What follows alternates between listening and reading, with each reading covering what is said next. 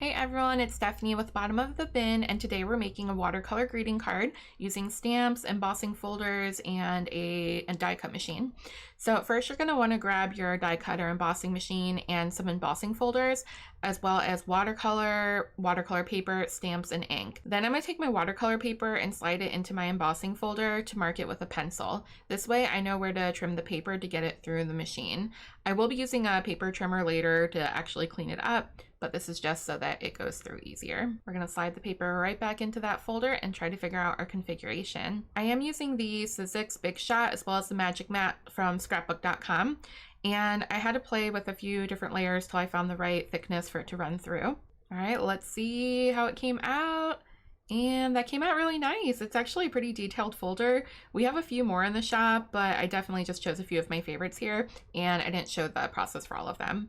Next, I'm gonna grab my Stays on Archival ink and then start figuring out which stamp matches which embossing folder best. And I did try to choose some stamps that actually were more outlined, so we do have an area to color in with our watercolor. I think this one looks really cute with the flower, but I definitely want to see what the others look like as well. So here's the birdie, and this embossing folder has more florals and vines, and spoiler alert, this is the one I actually end up using for our project today. Once everything is stamped and you're happy with the result, we're going to move on to the next step, which is applying our watercolor. I actually use gouache paint, which I dried into a watercolor palette, and then I reactivate it with water when I'm ready to use. You can use any watercolor that you have, but we do have some here available at the shop if you need to grab some new supplies. And now I'm going to start coloring in the bird. I really didn't know what color palette to use, so I started thinking of reds, oranges, and yellows, and I started combining those to create this sort of ombre effect.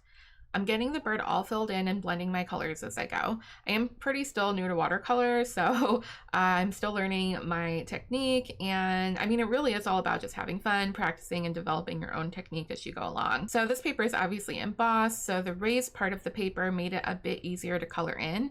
I'm not great at staying in the lines to begin with, so I had to be careful not to go off the edge too much, but it sort of made things easier. As I start to color in the flowers, I'm starting off with one color, and then before it completely dries, I'm going in with a complementary color and then blending them together to get the effect that I want. I also went through and colored in all of the vines with a light green and a dark green.